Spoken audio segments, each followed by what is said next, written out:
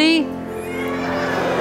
Merry Christmas. It's great, so great to see all of you here this evening. Let's stay in the Christmas spirit by singing together the first verse of Joy to the World.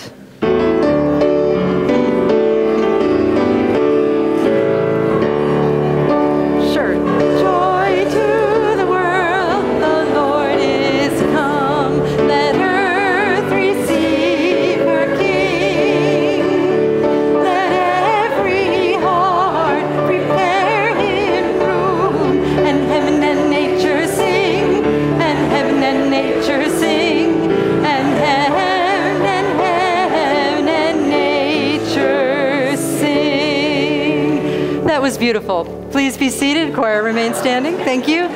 All right. And so, here we are on this beautiful Christmas Eve, and all of the shopping is done, right? Right? Some of the food preparation is complete.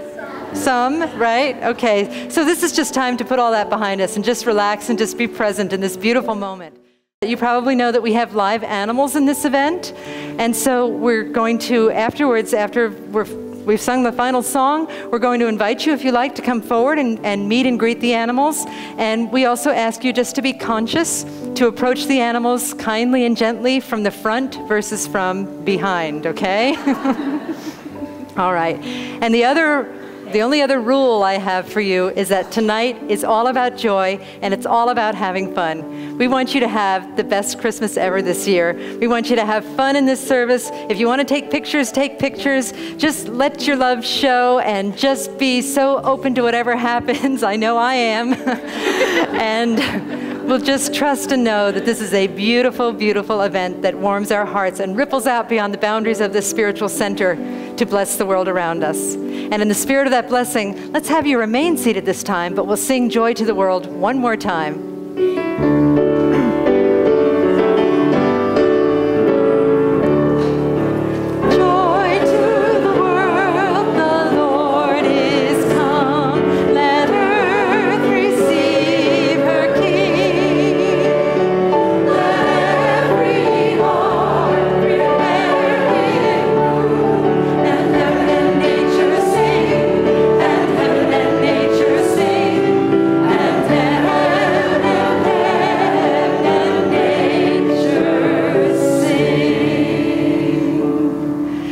And now I'd like to invite our board president and practitioner, Lonnie Cassidy, to lead us in prayer. Good evening. So I just invite you to take a moment to breathe in and close your eyes, settling into this sacred moment, letting go of everything that's burdened, that feels like a burden, that tonight is a sacred time. I know there is one life, and that life is God's life, and that life is my life. As I know this truth for myself, I know that for each person who said yes to this evening. I know that love and joy that is the divine spirit flows through each of us and brings us together to celebrate this amazing time of family, of friends, of loved ones here and there in our heart and in our life. I am so very grateful to be here with my friends, with my family, with this spiritual community. And I'm so grateful that you said yes to this amazing service. And I know that as we are blessed, that we will take that blessing out into the world, and we will be a light, and we will be love, and we will be joy. And so with a full and a grateful heart, I simply release these words into the mystery and the power of the loving law, knowing they are blessed and done perfectly. And together we say, and so it is. Amen. Thank you.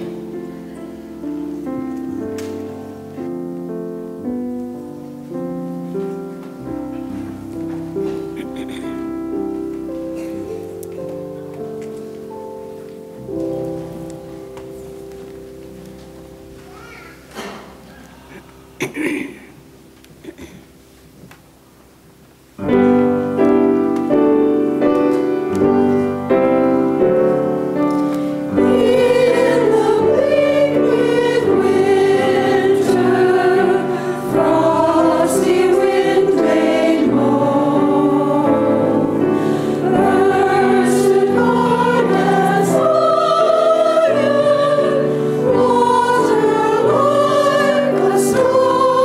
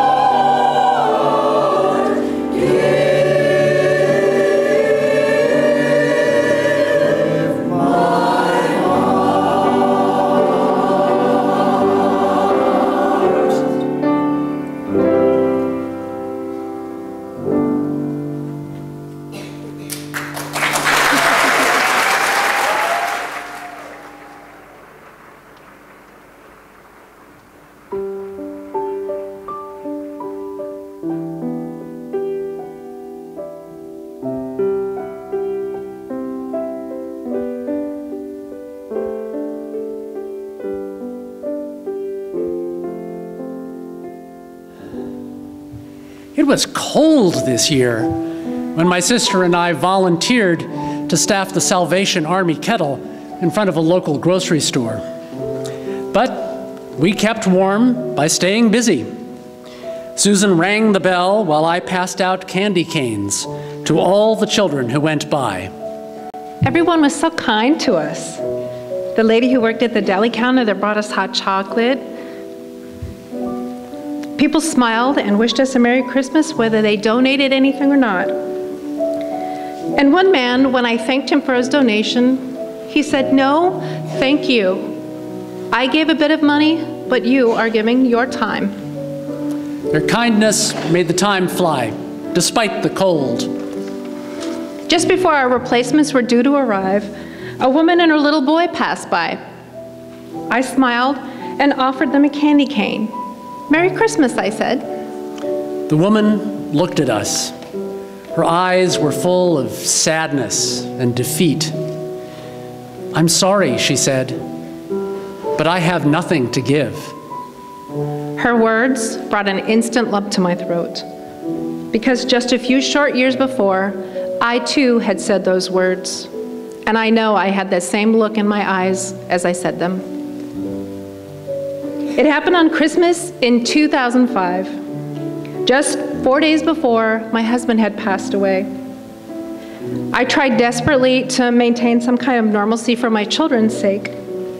So I called my brother John, and we walked to the local discount store to try and find some presents to put under the tree. We heard the bell ring long before we saw the elderly gentleman ringing it. When he saw us, he smiled and he wished us Merry Christmas. He couldn't have known it, but I'd barely been holding on to my composure. His kindness was my undoing. Tears filled my eyes as I said, "I'm sorry, but I don't have anything to give." When the man saw my sister's tears, his smile faded, but he quickly recovered and said, "Oh dear, you've got it all wrong. You always have something to give." "I really don't," I said. "You see, my husband..." Then the man interrupted. "Not all of us are called to give money. Some of us can only offer a smile or a listening ear. Sometimes a kind word or a hug can go a long way. And praying for someone is always a gift. So, even with empty pockets, you always have something to give." We both smiled and nodded. Then I said, "Thank you, sir. We'll remember that." The man said he would pray for both of us. We smiled through our tears and thanked him again. And now, years later, on this cold afternoon, we had an opportunity to pay the kindness forward. I thought about everything that had been given to us today: the hot chocolate from the deli lady, the smiles and the kind words from everyone who passed by. Their thoughtfulness warmed my heart. So I look at that young woman standing before us, looking so sad and defeated. I looked in her eyes and repeated those words I'd never forgotten. "Oh, my dear, you've got it all wrong. Empty pockets or not, we all have something to give." Especially at Christmas.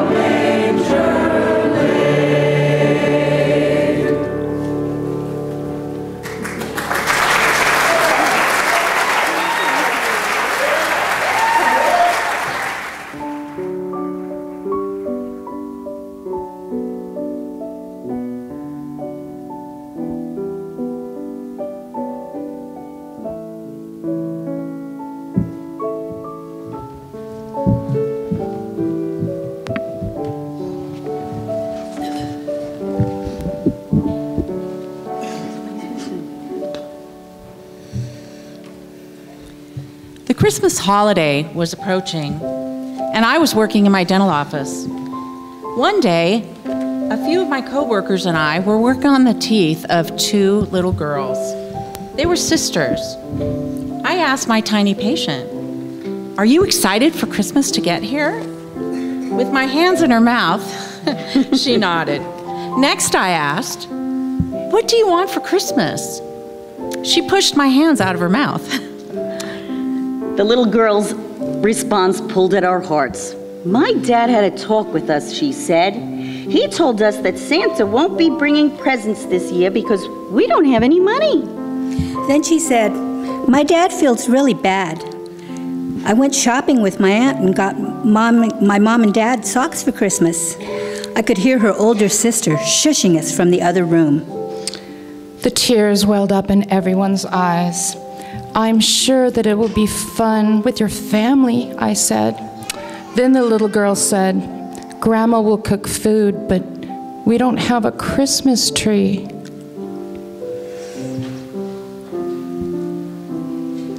The dental assistants and I looked at each other. They were obviously as moved as I was. With a lump in my throat, I said, "I'm sure that it will be a good Christmas." But my heart was breaking as I watched this adorable little girl go back to the waiting room to join her mother. Then I chatted with the little girl's mom to explain the outcome of the day's checkup. That's when I noticed the office Christmas tree. We were all buzzing as we talked about the little girls. I asked our boss if we could give them the office tree. She wanted to, but hesitated. She didn't want to offend the family, she said. We have to find them a way to give them the tree without being hurtful.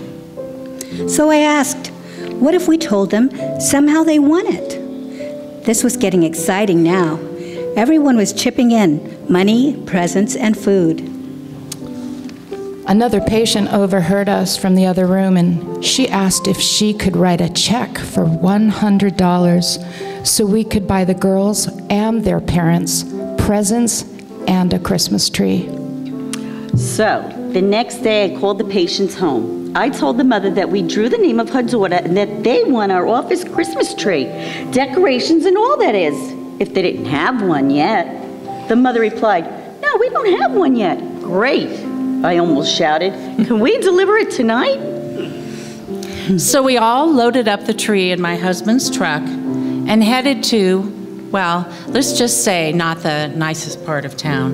The excited girls met us at the door and asked us to come in. As we dragged the tree through the door, our hearts sank. We knew that it was going to be hard. We just didn't know that it was going to be this tough. It was obvious that the family was struggling to make ends meet and that presents and a Christmas tree were not even remotely an option for them. We pulled out the decorations and they asked us to stay and help. When we finished, we plugged in the lights. We all just stood there in silence. I mean the kind of silence that gets heavy and still. We felt the tears well up. Finally, our little patient exclaimed, "This tree is beautiful. This is going to be the best Christmas ever." The next day was Christmas Eve. I shopped, wrapped, and bagged the gifts. I boxed the turkey and all the trimmings carefully. Late that night, we drove with our car lights off, down the street, with bags and boxes.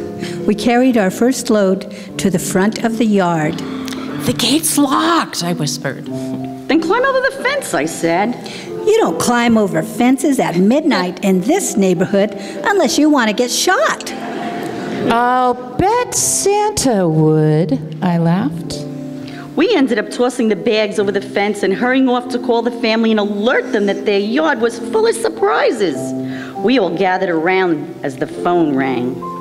"Hello?" a sleepy voice answered. Go look in your front yard, I said. Who is this? What are you talking about? You have the wrong number.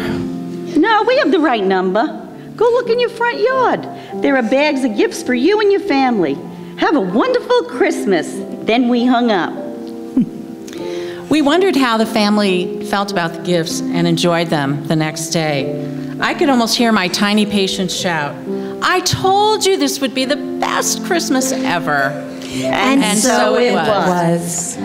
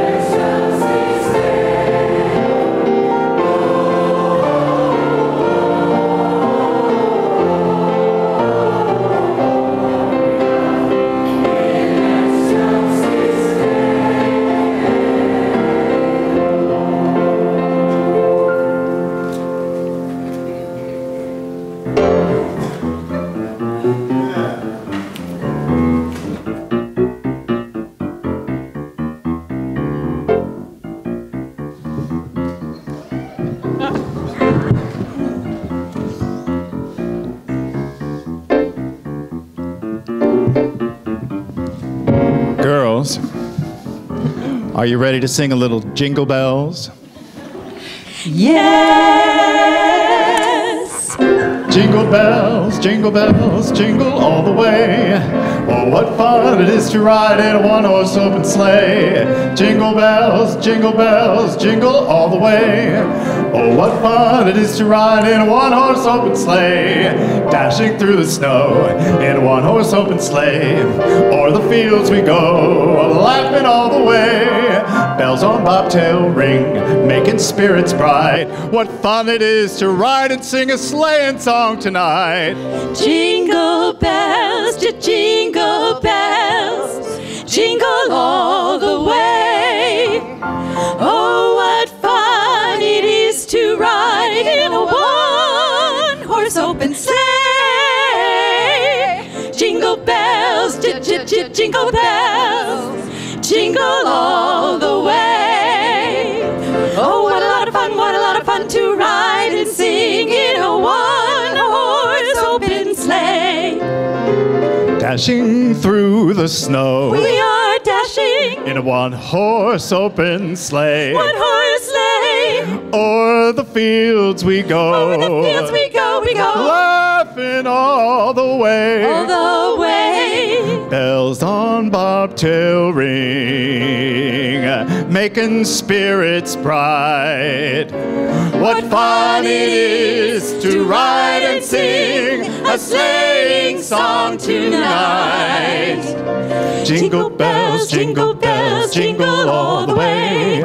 Oh, what fun it is to ride in a one-horse open sleigh. Oh, we'll have a lot of fun. Jingle bells, jingle all the way.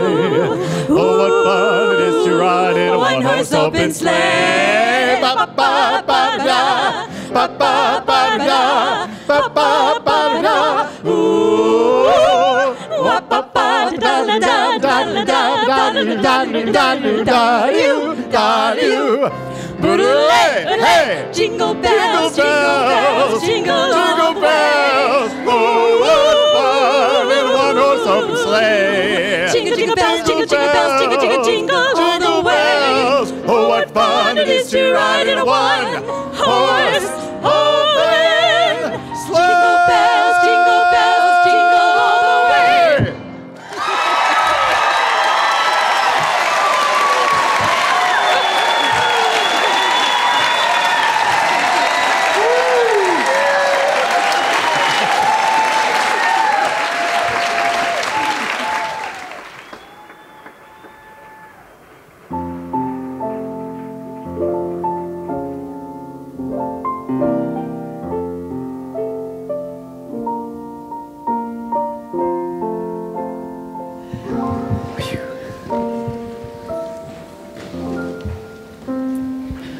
years, our family Christmas feast has been a standing rib roast with all the trimmings, with an abundance of side dishes and desserts.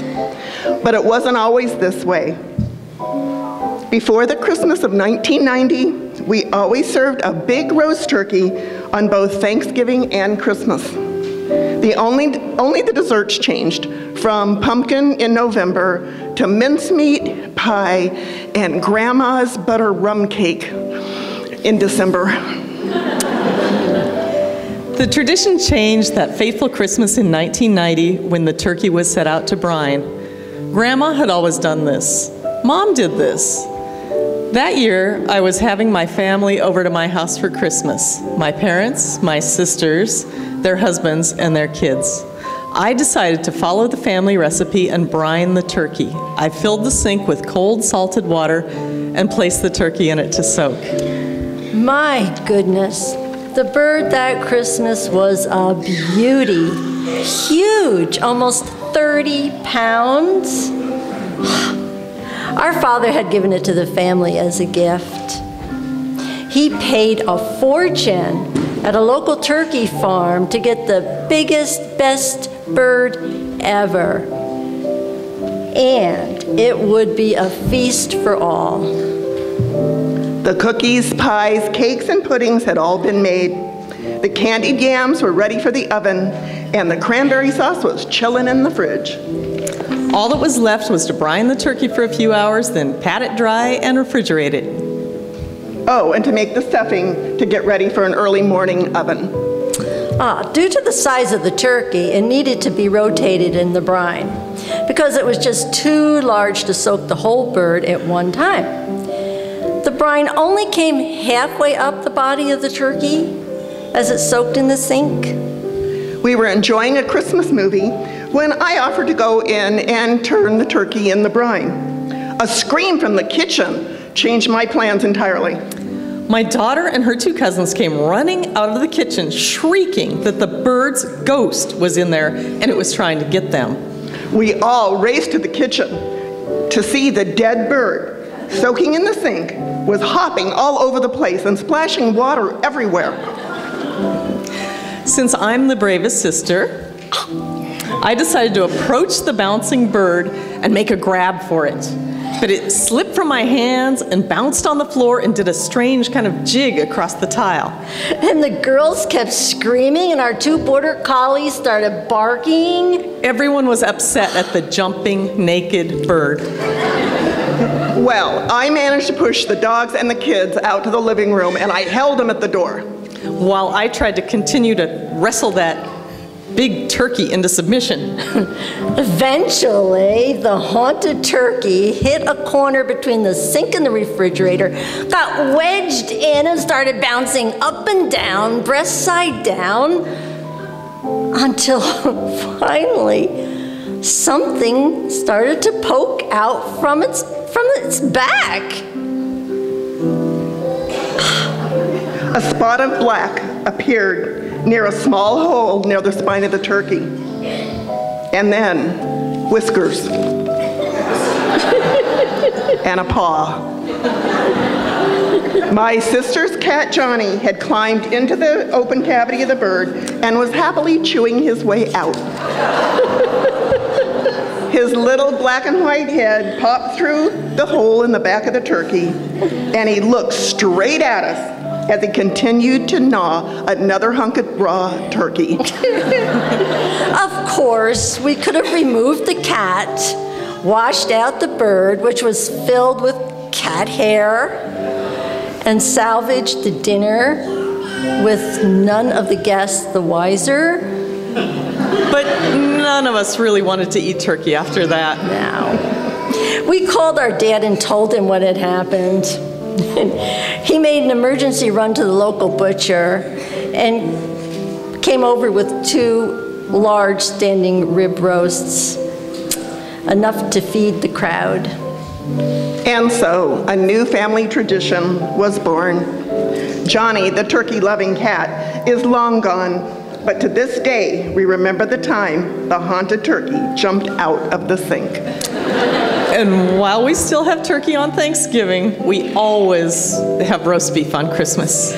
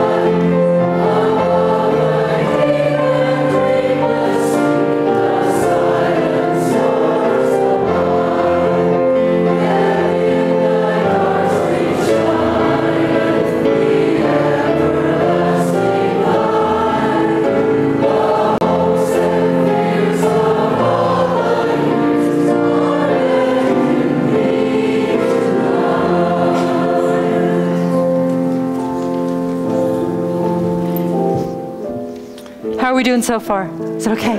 Good, good. Well, this is our, thank you.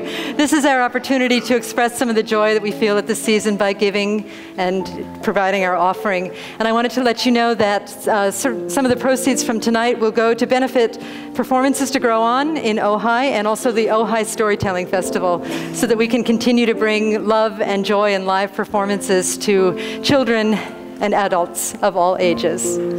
And so I invite you now, in the spirit of goodwill, to prepare your gift and recognize that we are circulating abundantly.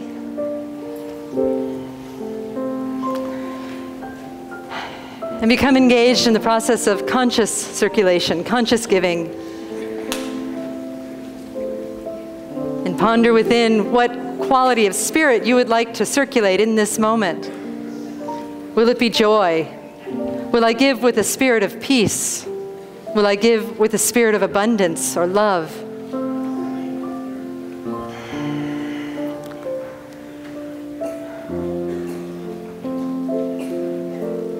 And I invite you, as you become ready, to gently place your hands over your heart or place your gift over your heart. And breathe in and breathe out and feel that divine power of circulation that's always happening with the breath and the heartbeat. And know that it is simply a microcosm for the magnificence of the heartbeat of the universe.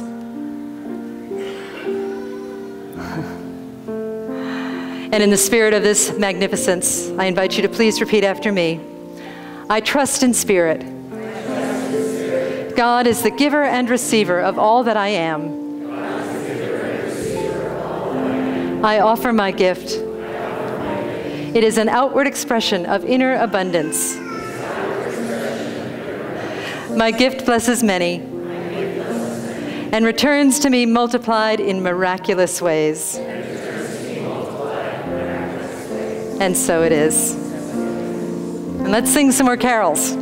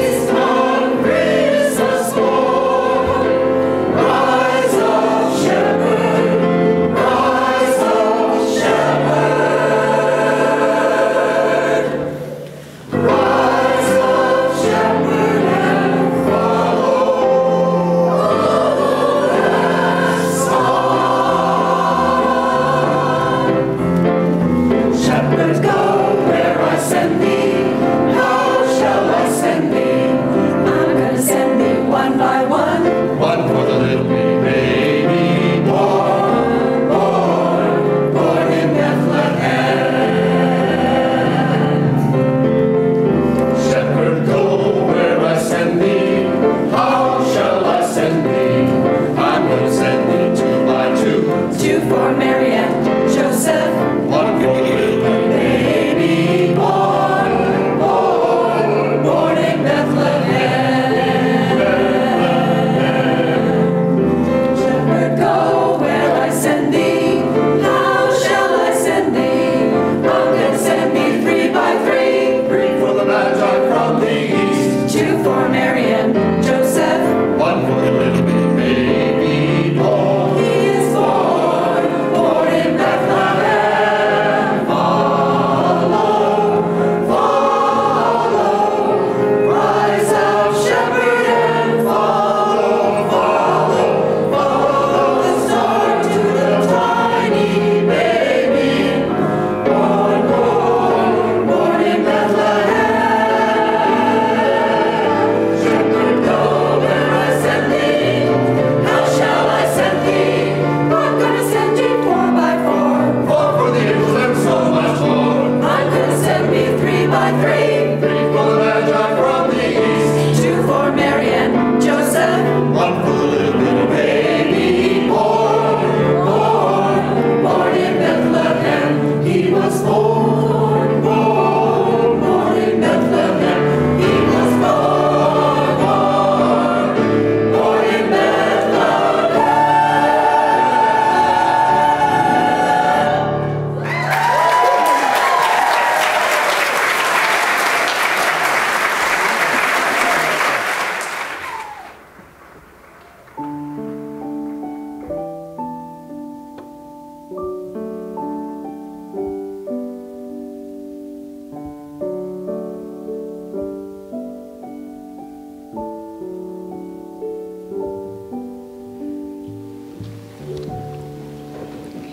To the editor of the New York Sun, dear editor, I am 8 years old. Some of my little friends say there is no Santa Claus. Papa says if you see it in the sun, it's so. Please tell me the truth. Is there a Santa Claus? Signed, Virginia O. Hanlon, 115th West 95th Street. No Santa Claus?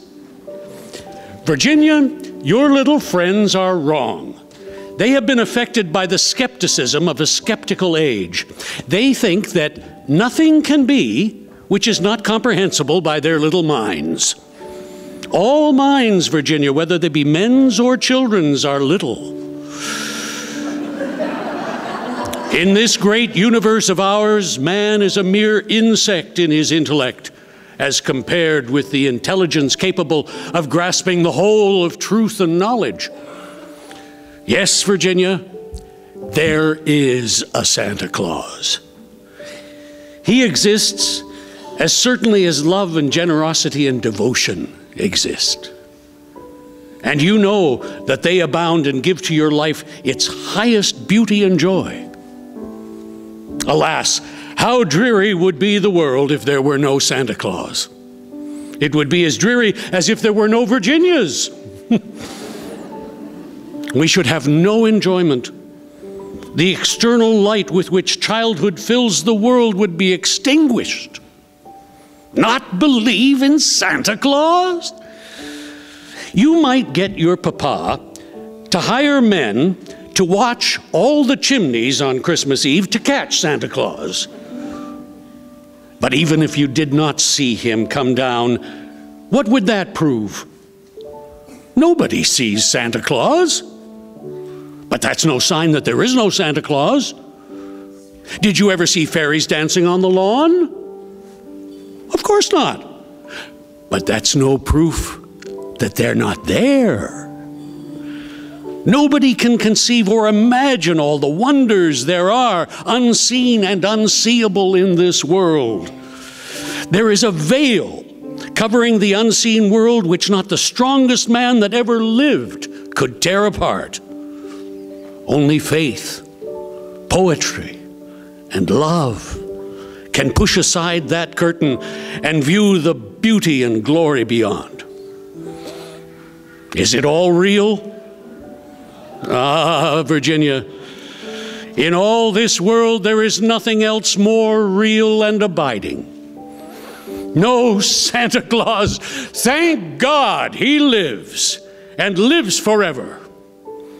1,000 years from now, Virginia, nay, 10 times 10,000 years from now, he will continue to make glad the heart of childhood.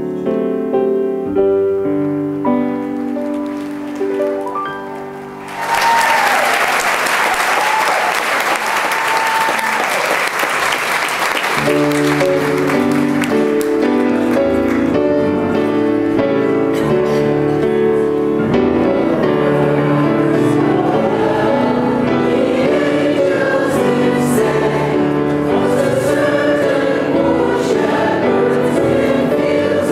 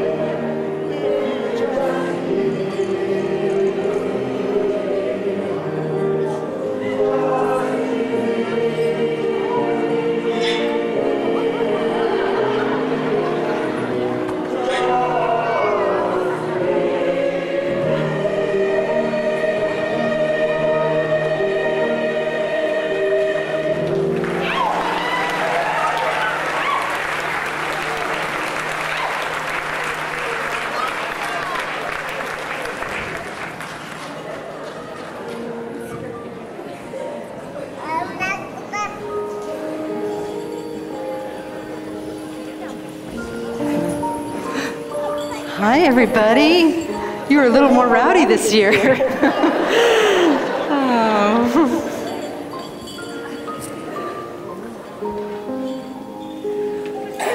And would the candlelighters please come forward?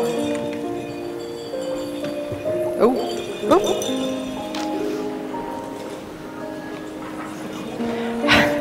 We need to clean up on aisle 3 over here.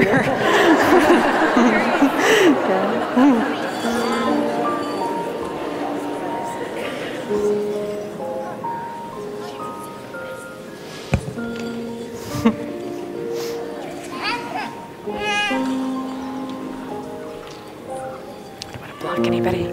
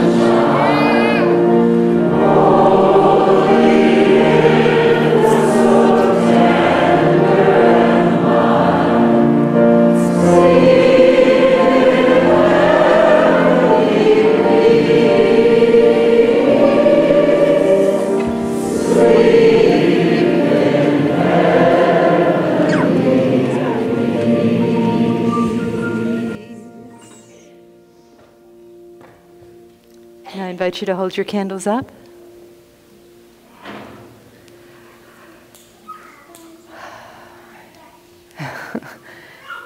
Yes, and amen. And take a moment just to notice how beautiful you are and how beautiful this world is in all of its manifestations. And know that in a moment when I ask you to blow out your candle, that your inner light can never be extinguished. And so take a moment now, if you would, and blow out your candles.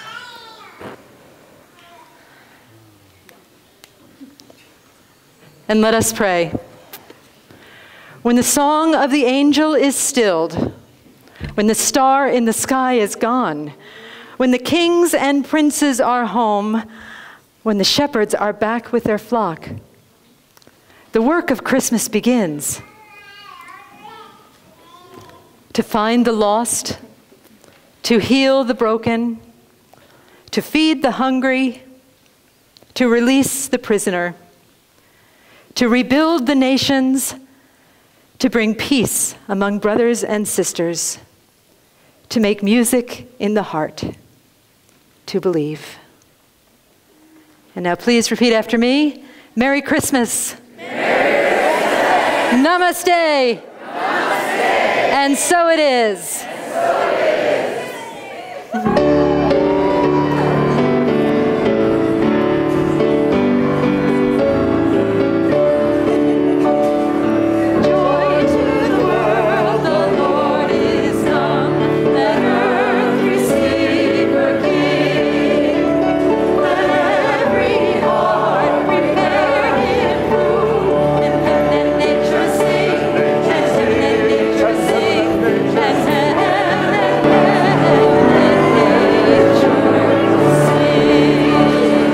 Sing.